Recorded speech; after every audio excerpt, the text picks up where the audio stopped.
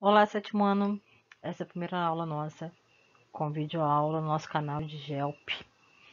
YouTube, se você quiser ir lá, é só ver nosso canal de geografia, né? Essa aula vai ser aula sobre região sudeste e características físicas da região sudeste, tá? Dando sequência à região sudeste e linkando essa matéria com o tema da apostila da prefeitura que vocês estão falando sobre o Rio de Janeiro, sobre características físicas do Rio de Janeiro. Então, na aula passada a gente viu algumas características gerais do Rio de Janeiro e hoje a gente vai ver características físicas. O que são características físicas? São características relacionadas ao clima, aos rios, ao relevo da região, que é a região onde a gente vive, onde está localizado o nosso estado, o Rio de Janeiro. Então, lembrando quais são os estados que fazem parte da região sudeste, são Minas Gerais, Espírito Santo aqui no cantinho, Rio de Janeiro aqui embaixo, e desculpa a letra, tá? E São Paulo aqui, né? Rio de Janeiro aqui. Então, o clima da região está relacionado à temperatura, à pluviosidade, à quantidade de chuva, né? À temperatura desses locais. Na região sudeste, a gente vai ter três climas principais. Um tá apagado, um veio cortado aqui, desculpa na hora de formatar, cortar o mapa, acabou cortando aqui. A gente tem o clima tropical, que é essa parte amarelada, que pega principalmente Rio de Janeiro, quase Rio de Janeiro inteiro, e o Espírito Santo inteiro, né? Esse amarelo aqui. Tropical, que é um clima quente, né? Ele é tropical ou tropical litorâneo, que ele está bem na borda do litoral aqui, né? Esse clima vai ser um clima quente e chuvoso, que é a característica do clima tropical. Ah, não faz frio? Faz frio no inverno. A gente não deixa de ter frio. Só que ele é uma temperatura mais quente do que um clima frio. Um clima frio seria um clima de 10 graus. Abaixo de 10 graus, 5 graus no inverno. Isso é um inverno frio. Isso é um clima frio, perdão. O nosso clima tropical, o inverno chega a 20, 18 graus, 16. E isso dentro de um clima geral do mundo, isso é quente para o inverno, tá? Ele é um clima litorâneo, logo ele é muito chuvoso, porque ele está bem aqui no litoral, aqui está o Oceano Atlântico, aqui está o oceano, né? Para dentro, aqui, indo para a direção de Minas, a gente está indo para o interior, né? Não tem mar, para o interior de São Paulo também aqui. Essa região vai ser a região de tropical de altitude. Cortou aqui o tropical. O que é o tropical de altitude? São regiões aonde vai ser quente, vai ter o verão quente, as temperaturas do inverno vão ser baixas, mas elas não vão ser baixas por conta, elas vão ser baixas por conta da altitude. Quanto mais alto é um relevo, mais frio ele vai ser, né? Então, essas temperaturas vão ter temperaturas baixas por conta de ser no interior, que o calor do mar, vocês viram isso ano passado provavelmente, o calor do mar ajuda a esquentar as partes litorâneas. Então, quanto mais no interior, as noites são mais frias, porque não tem o calor do mar para vir aquecer durante a noite. Então, esse tropical de altitude a gente tem dias quentes, só que as noites são mais frias. Só que as noites não são só mais frias porque é o interior. Além de ser interior, é no alto. E a altitude também influencia na temperatura. Quanto mais alto é o meu relevo, mais frio vai ser a minha temperatura. Então, junto essas duas situações, tá? Dentro do tropical de altitude. O subtropical vai pegar uma faixa ali de São Paulo, aquela faixa rosa. Essa faixa é que está abaixo da linha do trópico. Essa linha do trópico de Capricórnio, abaixo dela, a gente tem uma zona tropical chamada temperada. E esse subtropical significa o quê?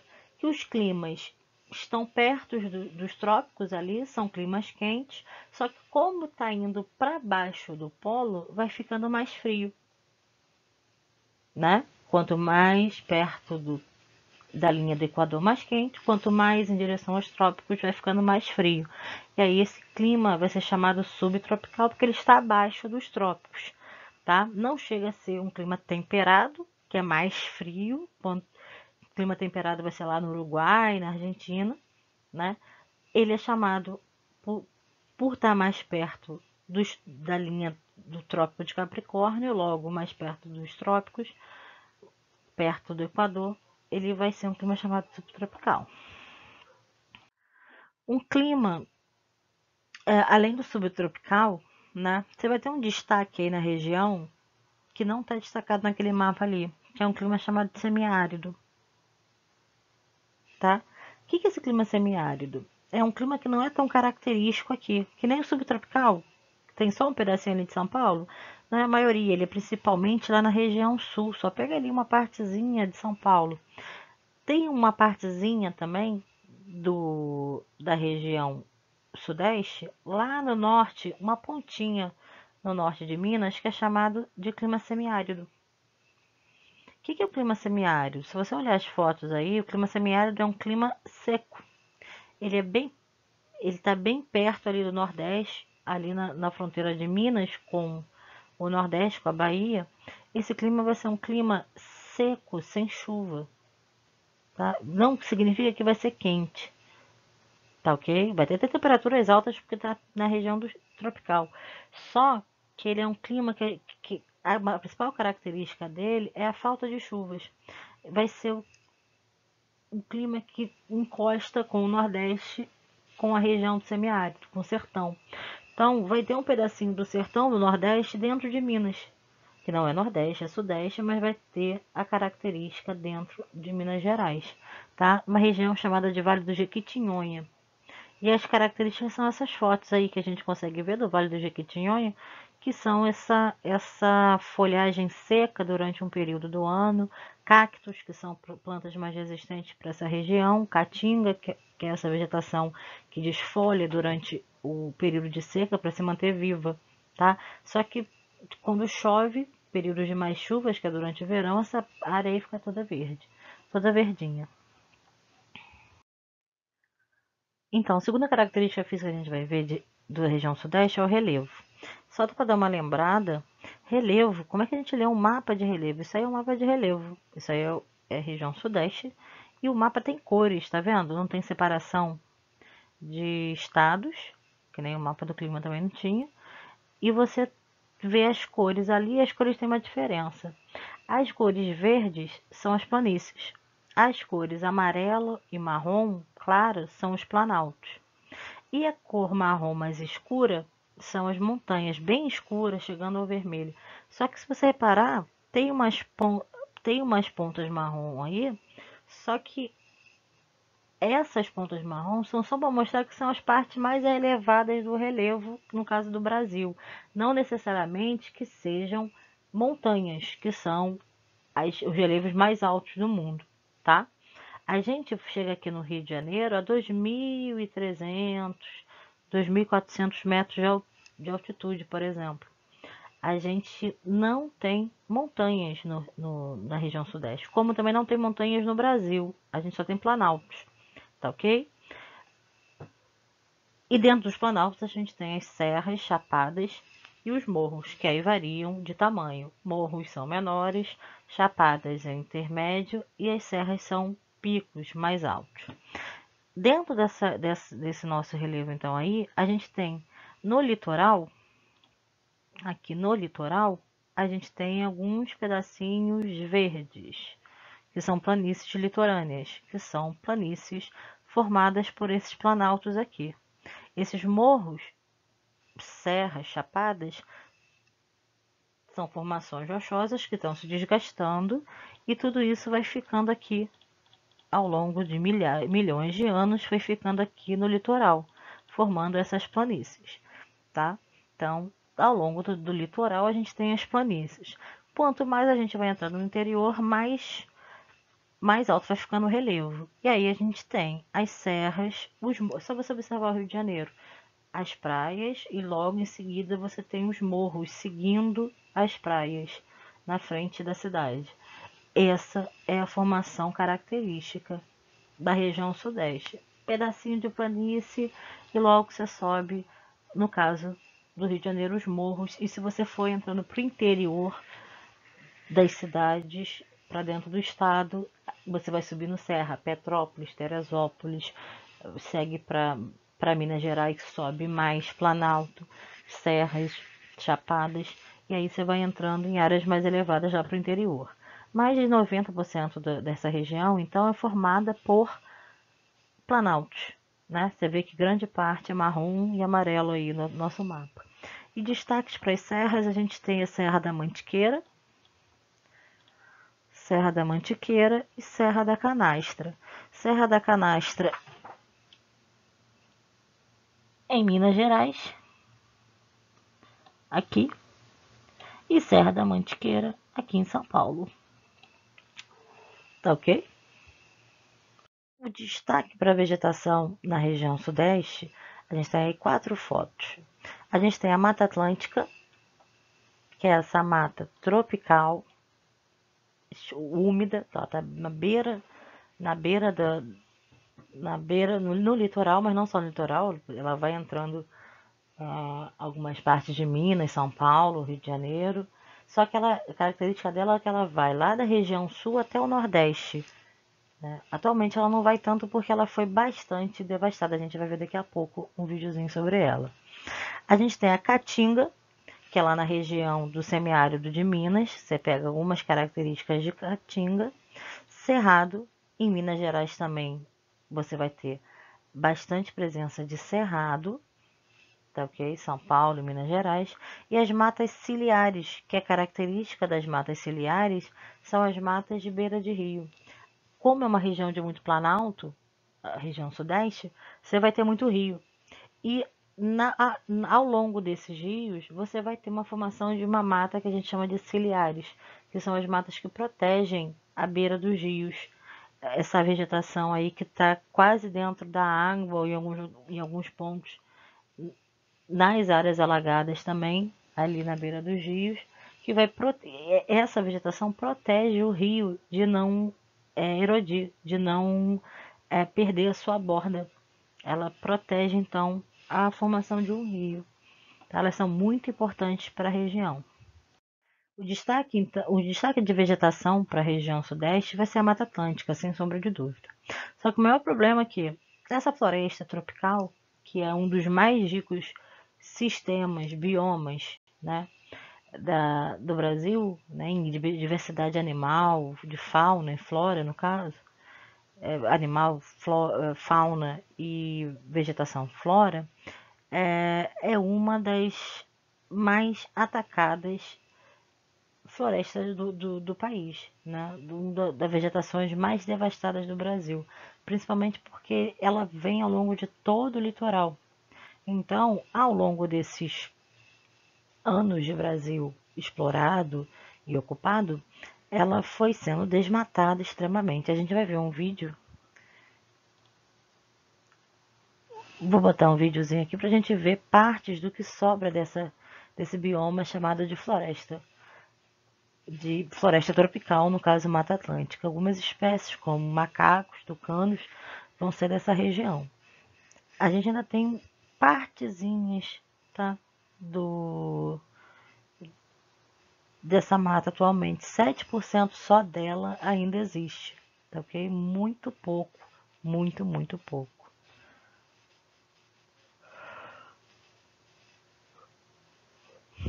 Ela vai ser importante na formação de rios, para manter climas de determinadas regiões, climas mais frescos. Né? Você tem alguns rios que vão nascer dentro da Mata Atlântica, Rio Tietê, Rio São Francisco, que nasce, no caso, aqui na região sudeste. Né? Você vê que ela é uma mata densa, com uma floresta fechada, onde ela ainda resiste. Você tem uma quantidade de espécies, né? Tanto de fauna e flora, extremamente olha lá, 270 mamíferos, 900 aves, 197 répteis, 300 anfíbios, né, entre milhares entre dezenas, perdão, de outros animais, tá? Aí a gente tem uma outra área importante que são os mangues, né? Também no final dessas matas, no final desses rios que nascem dentro da Mata Atlântica, você tem os mangues, que são muito, muito importantes para a manutenção de vida nos oceanos, nos mares.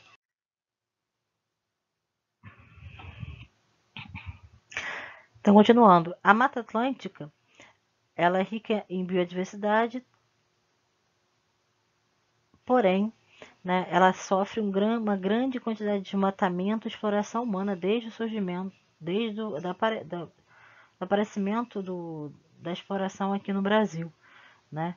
Então, você tem diversas ONGs que trabalham para tentar manter a Mata Atlântica, né? SOS Mata Atlântica, a Associação de Preservação do Meio Ambiente e da Vida também, que lutam para manter parte dessa mata originária. Só tem aqui a Mata Atlântica. Não, a gente não divide essa vegetação com outros países de fronteira com o Brasil. Então é muito especial e muito importante manter a preservação dela. Terra, água, gente, Você tem um videozinho comunidade, aqui que fala sobre serviço, ecossistema, vida, bioma, conjunto de plantas e animais agrupados por região no globo terrestre, semelhantes na formação, relevo, o solo e clima, bios, vida, oma, grupo. São 6 os biomas brasileiros. A Mata Atlântica. Biodiversidade, palavra de ordem. Clima tropical úmido, chuvas bem distribuídas em planaltos e serras. Região estratégica. Recursos hídricos contribuem para o equilíbrio climático. Riqueza em número de espécies da fauna e da flora. IP, pau-brasil, tamanduá, jaguatirica, mico-leão, sapo-cururu. Serviços da natureza à nossa disposição.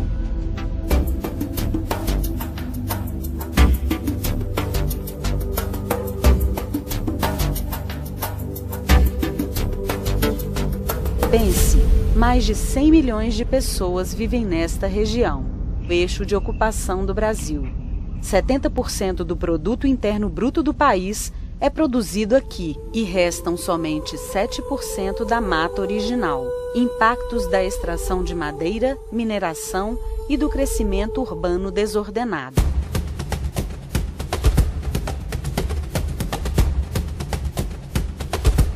Consciência, preservação, participação, cuidado, urgência, integração, vida, bioma.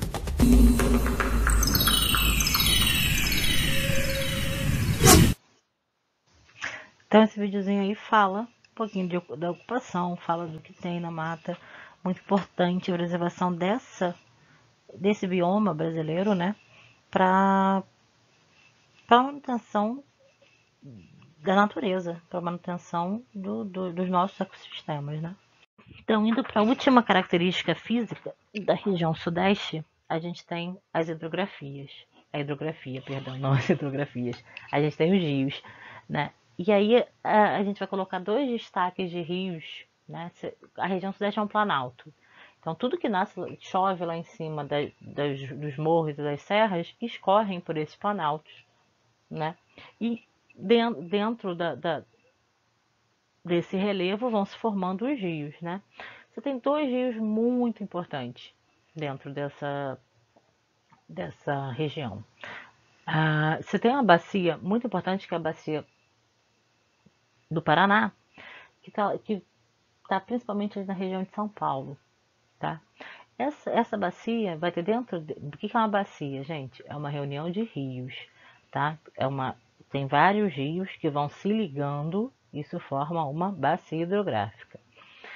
Dentro dessa bacia, que é a bacia lá do Paraná, que é a bacia que vai desaguar no sul da América do Sul, você tem o rio Tietê, que todo mundo já ouviu falar com certeza, que é um rio que nasce lá em São Paulo e que vai desaguar no rio Paraná, que vai descer, vai continuar e vai continuar. Esse rio Tietê é o que passa lá no meio de São Paulo.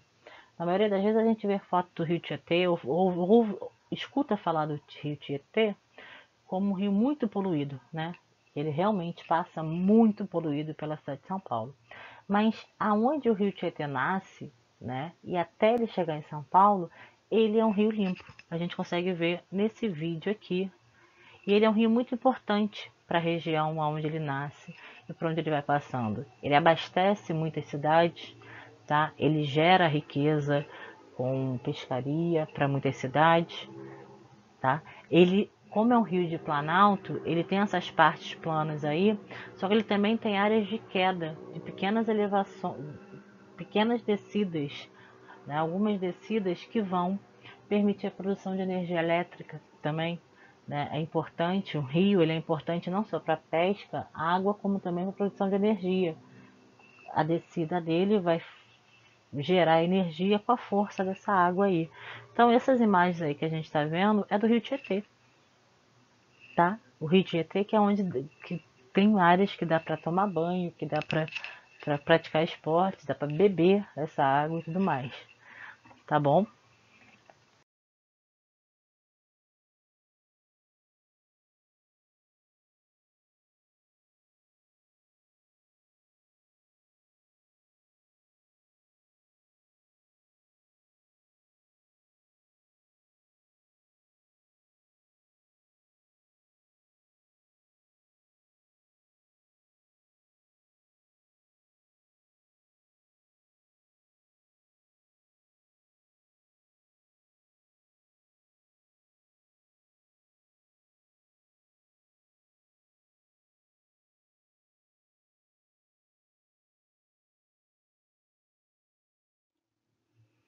O outro rio de destaque que eu trouxe para a região é um rio que ele não é só importante para a região sudeste, como ele é importante para a região nordeste. E aí é importante trazer um destaque porque é um rio que vai nascer na região sudeste, porém ele vai ser extremamente importante na região nordeste, que é o Rio São Francisco. Com certeza você já ouviu falar, o Velho Chico. Velho Chico, ele tem uma grande importância na pesca, na agricultura, na produção de energia, na obtenção de água, não só para Minas, não só para o Sudeste, como também para o Nordeste. Tá? Ele vai nascer lá na Serra da Canastra, dentro do estado de Minas Gerais, e vai ter uma direção diferente dos rios da região. Tem uma direção de norte para o sul, digamos de cima para baixo, norte para o sul. Ele vai nascer do sul para o norte, vai desaguar lá em cima no norte, tá ok? Então, além desse rio São Francisco, a gente também tem rios importantes nascendo ali em Minas Gerais que vão desaguar no Oceano Atlântico dentro do Rio de Janeiro, por exemplo, dentro de bacias do sul, sudeste e bacia leste, que vão ser importantes tanto para o Rio de Janeiro quanto para São Paulo também, na obtenção de água e de produção de energia elétrica. Tá bom? Aí fica com vocês algumas imagens do Rio São Francisco, tá? Então, essa é a nossa primeira aula.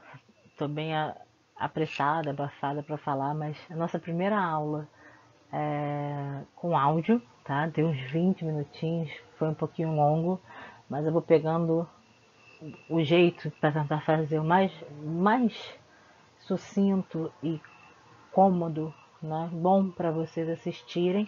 Espero que tenham gostado. Saudades de dar aula presencialmente para vocês. Espero que tudo passe logo, que tudo fique bem. E não esqueçam de fazer as atividades da prefeitura e as atividades da nossa plataforma lá em tarefas, os nossos questionários que estão valendo ponto, gente. Não esqueçam, tá? Boa semana, bons estudos e fique bem, se cuide.